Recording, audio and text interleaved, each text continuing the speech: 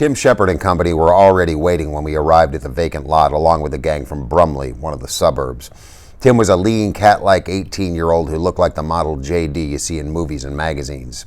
He had the right curly black hair, smoldering dark eyes, and a long scar from temple to chin where a tramp had belted him with a broken pop bottle. He had a tough, hard look to him, and his nose had been broken twice. Like Dally's, his smile was grim and bitter. He was one of those who enjoy being a hood. The rest of his bunch were the same way. The boys from Brumley, too. Young hoods who would grow up to be old hoods. I'd never thought about it before, but they just get worse as they got older, not better. I looked at Derry. He wasn't going to be any hood when he got old. He was going to get somewhere. Living the way we do would only make him more determined to get somewhere. That's why he's better than the rest of us, I thought. He's going somewhere, and I was going to be like him. I wasn't going to live in a lousy neighborhood all my life. Tim had the tense, hungry look of an alley cat. That's what he always reminded me of, an alley cat, and he was constantly restless. His boys ranged from 15 to 19, hard-looking characters who were used to the strict discipline Tim gave out. That was the difference between his gang and ours. They had a leader and were organized. We were just buddies who stuck together. Each man was his own leader. Maybe that's why we could whip them. Tim and the leader of the Brumley outfit moved forward to shake hands with each of us, proving that our gangs were on the same side in this fight, although most of the guys in the two outfits weren't exactly what I'd like to call my friends. When Tim got to me, he studied me, maybe remembering how his kid brother and I had played chicken. "You and that quiet black-headed kid were the ones who killed that Soch?" "Yeah," I said, pretending to be proud of it, and then I thought of Cherry and Randy, and I got a sick feeling in my stomach. "Good going, kid. Curly always said you were a good kid. Curly's in the reformatory for the next 6 months. Tim grinned ruefully, probably thinking of his roughneck, hard-headed brother. "He got caught breaking into a liquor store, the little." He went on to call Curly every unprintable name under the sun. In Tim's way of thinking, terms of affection. I surveyed the scene with pride. I was the youngest one there. Even Curly, if he had been there, had turned 15, so he was older than me. I could tell Derry realized this too, and although he was proud, I also knew he was worried. Shoot, I thought, I'll fight so good this time he won't ever worry about me again. I'll show him that someone besides Soda Pop can use his head. One of the Brumley guys waved me over. We mostly stuck with our own outfits, so I was a little leery of going over to him, but I shrugged. He asked to borrow a weed and then lit up. "That big guy with y'all, you know him pretty well?" "I ought to. He's my brother," I said. I couldn't honestly say yes. I knew Derry as well as he knew me, and that isn't saying a whole lot. "No kidding. I got a feeling he's going to be asked to start the fireworks around here. He a pretty good bopper?" He meant rumbler. Those Brumley boys have weird vocabularies. I doubt if half of them can read a newspaper or spell, much more than their names, and it comes out in their speech. I mean, you take a guy that calls a rumble bop action, and you can tell he ain't real educated. "Yep," I said, "but why him?" He shrugged. "Why anybody else?" I looked our outfits over. Most greasers don't have real tough builds or anything. They're mostly lean and kind of panther-looking in a slouchy way. This is partly because they don't eat much and partly because they're slouchy. Derry looked like he could whip anyone there. I think most of the guys were nervous because of the no weapons rule. I didn't know about the Brumley boys, but I knew Shepard's gang were used to fighting with anything they could get their hands on. Bicycle chains, blades, pop bottles, pieces of pipe, pool sticks, sometimes even heaters. I mean guns. I have kind of a lousy vocabulary too, even if I am educated. Our gang never went in for weapons. We're just not that rough. The only weapons we ever used were knives and shoot. We carried them mostly for looks. Like Two-Bit with his black-handled switch. None of us had ever really hurt anybody or wanted to. Just Johnny, and he hadn't wanted to. "Hey, Curtis," Tim yelled. I jumped. "Which one?" I heard Soda yell back. "The big one. Come on over here." The guy from Brumley looked at me. "What'd I tell you?" I watched Derry going toward Tim and the leader of the Brumley boys. He shouldn't be here, I thought suddenly. I shouldn't be here, and Steve shouldn't be here, and Soda shouldn't be here, and Two-Bit shouldn't be here. We're greasers, but not hoods, and we don't belong with this bunch of future convicts. We could end up like them. I thought we could, and the thought didn't help my headache. I went back to stand with Soda and Steve and Two-Bit then because the Socs were arriving right on time. They came in 4 carloads and filed out silently. I counted 22 of them. There were 20 of us, so I figured the odds were as even as we could get them. Derry always liked to take on 2 at a time anyway. They looked like they were all cut from the same piece of cloth. Clean-shaven with semi-beetle haircuts, wearing striped or checkered shirts with light red or tan-colored jackets or Madras ski jackets. They could just as easily have been going to the movies as to a rumble. That's why people don't ever think to blame the Socs and are always ready to jump on us. We look hoodie and they look decent. It could be just the other way around. Half the hoods I know are pretty decent guys underneath all the grease, and from what I've heard, a lot of socials are just cold-blooded mean, but people usually go by looks. They lined up silently facing us, and we lined up facing them. I looked for Randy but didn't see him. I hoped he wasn't there. A guy with a Madras shirt stepped up. Let's get the rules straight. Nothing but our fists, and the first to run, lose, right? Tim flipped away his beer can. You savvy real good. There was an uneasy silence. Who was going to start it? Derry solved the problem. He stepped forward under the circle of light made by the street lamp. For a moment, everything looked unreal, like a scene out of a J.D. movie or something. Then Derry said, I'll take on anyone. He stood there, tall, broad-shouldered, his muscles taut under his T-shirt and his eyes glittering like ice. For a second, it looked like there wasn't anyone brave enough to take him on. Then there was a slight stir in the faceless mob of socios, and a husky blonde guy stepped forward. He looked at Derry and said quietly, Hello, Daryl. Something flickered behind Derry's eyes, and then they were ice again. Hello, Paul. I heard Soda give a kind of squeak, and I realized that the blonde was Paul Holden. He had been the best halfback on Derry's football team at high school, and he and Derry used to buddy it around all the time. He must be a junior in college by now, I thought. He was looking at Derry with an expression I couldn't quite place, but disliked. Contempt, pity, hate, all three? Why? Because Derry was standing there representing all of us, and maybe Paul felt only contempt and pity and hate for greasers? Derry hadn't moved a muscle or changed expressions, but you could see he hated Paul now.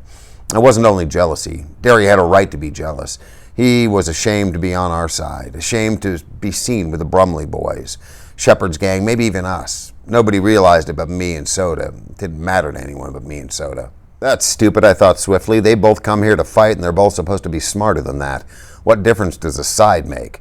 Then Paul said, I'll take you, and something like a smile crossed Derry's face. I knew Derry had thought he could take Paul any time, but that was 2 or 3 years ago. What if Paul was better now? I swallowed. Neither one of my brothers had ever been beaten in a fight, but I wasn't exactly itching for someone to break the record.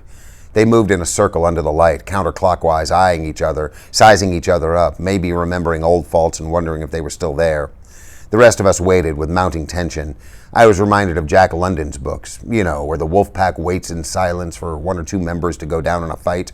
But it was different here. The moment either one swung a punch, the rumble would be on. The silence grew heavier, and I could hear the harsh, heavy breathing of the boys around me. Still, Derry and the social walked slowly in a circle.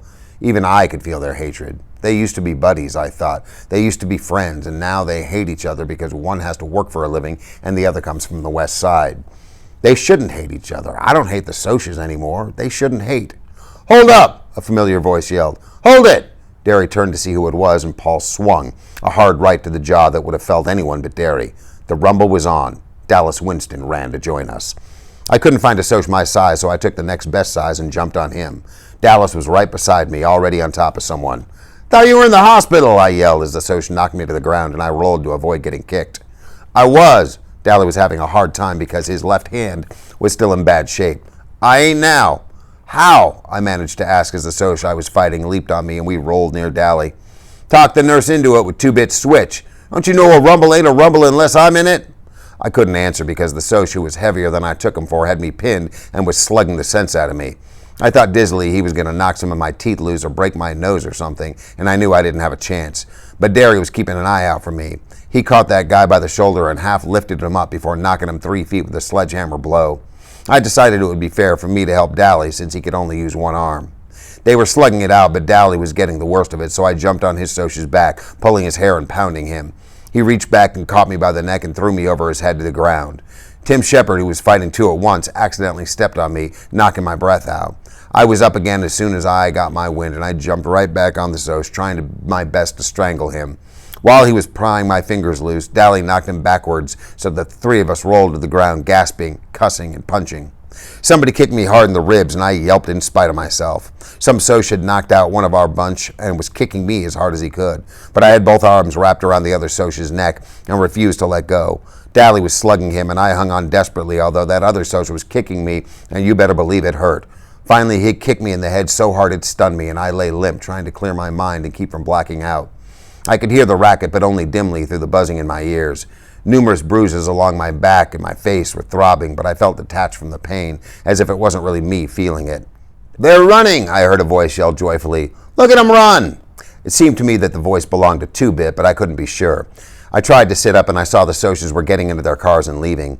Tim Shepard was swearing blue and green because his nose was broken again, and the leader of the Brumley boys was working over one of his own men because he had broken the rules and used a piece of pipe in the fighting.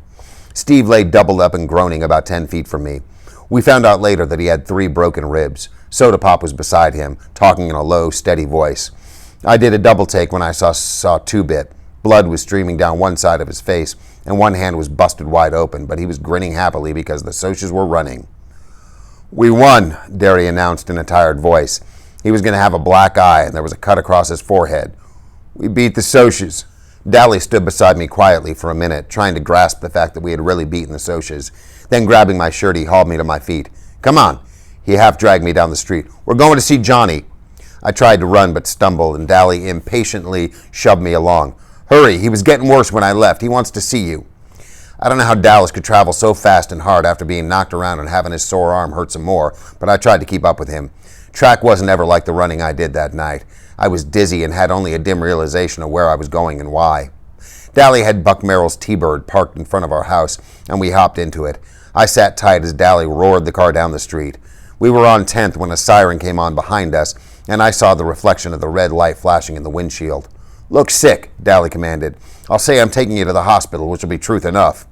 I leaned against the cold glass of the window and I tried to look sick, which wasn't too hard, feeling the way I did right then. The policeman looked disgusted. "All right, buddy, where's the fire?" "The kid," Dally jerked a thumb toward me. "Hey, he fell off his motorcycle and I'm taking him to the hospital." I groaned, and it wasn't all a fake out. I guess I looked pretty bad too, being cut and bruised like I was. The fuzz changed his tone. "Is he real bad? Do you need an escort?" "How would I know if he's bad or not? I ain't no doc." Yeah, we could use an escort." And as the policeman got back into his car, I heard Dally hiss, "Sucker!" With the siren ahead of us, we made record time getting to the hospital. All the way there, Dally kept talking and talking about something, but I was too dizzy to make out most of it. I was crazy, you know that kid? Crazy for wanting Johnny to stay out of trouble, for not wanting him to get hard. If he'd been like me, he'd have never been in this mess. If he got smart like me, he'd have never run into that church. That's what you get for helping people. Editorials in the paper and a lot of trouble. You better wise up, Pony. You get tough like me and you don't get hurt. You look out for yourself and nothing can touch you. He said a lot more stuff, but I didn't get it all. I had a stupid feeling that Dally was out of his mind the way he kept raving on and on because Dallas never talked like that, but I think now I would have understood if I hadn't been sick at the time. The cop left us at the hospital as Dally pretended to help me out of the car. The minute the cop was gone, Dally let go of me so quick I almost fell. "Hurry!" We ran through the lobby and crowded past people into the elevator. Several people yelled at us, I think because we were pretty racked up looking, but Dally had nothing on his mind except Johnny, and I was too mixed up to know anything but that I had to follow Dally. When we finally got to Johnny's room, the doctor stopped us. "I'm sorry, boys, but he's dying." "We gotta see him," Dally said and flicked out Two-Bit's switchblade. His voice was shaking. "We're gonna see him, and if you give me any static, you'll end up on your own operating table." The doctor didn't bat an eye. "You can see him, but it's because you're his friends, not because of that knife." Dally looked at him for a second, but then put the knife back into his pocket. We both went into Johnny's room, standing there for a second, getting our breath back in heavy gulps. It was awful quiet. It was crazy quiet. I looked at Johnny. He was very still, and for a moment I thought in agony, "He's dead already. We're too late." Dally swallowed, wiping the sweat off his upper lip. "Johnny Cake?" he said in a hoarse voice. "Johnny?" Johnny stirred weakly and then opened his eyes. "Hey," he managed softly. "We won," Dally panted. "We beat the Socs. We stomped them, chased them out of our territory." Johnny didn't even try to grin at him. "Useless. Fighting's no good." He was awful white. Dally licked his lips nervously. "They're still writing editorials about you in the paper for being a hero and all." He was talking too fast and too calmly. "Yeah, they're calling you a hero now and heroizing all the greasers. We're all proud of you, buddy." Johnny's eyes glowed. Dally was proud of him. That was all Johnny ever wanted. "Pony boy." I barely heard him. I came closer and leaned over to hear what he was going to say. "Stay gold, Pony boy. Stay gold." The pillow seemed to sink a little, and Johnny died. You read about people looking peacefully asleep when they're dead, but they don't. Johnny just looked dead, like a candle with the flame gone. I tried to say something, but I couldn't make a sound. Dally swallowed and reached over to push Johnny's hair back. "Never could keep that hair back. That's what you get for trying to help people, you little punk. That's what you get." Whirling suddenly, he slammed back against the wall, his face contracted in agony and sweat streamed down his face. "Damn it, Johnny," he begged, slamming one fist into the wall, hammering it to make it obey his will. "Oh, damn it, Johnny, don't die. Please don't die." He suddenly bolted to the door and down the hall.